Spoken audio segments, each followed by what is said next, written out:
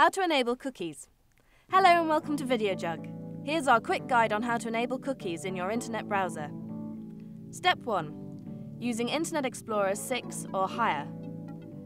Click on the Tools drop-down menu and select Internet Options.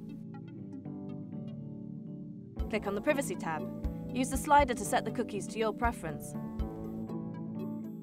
A good option is to choose Medium or to click the Default button, which sets Medium automatically. When you have finished, click OK. Step 2. Using Firefox.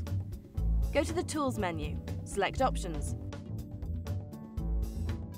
Click on the Privacy icon in the top panel. Tick the box under Cookies corresponding to Accept cookies from sites. Click OK to apply the change. Step 3. Using Opera. Open the Tools drop-down menu and choose Preferences. Tick the box to accept all cookies. Save all your changes by clicking OK. Step 4. Using Apple Safari.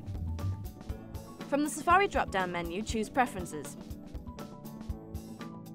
Select the security icon. To enable cookies, click Always under Accept Cookies selection. To save changes, click Close. Done.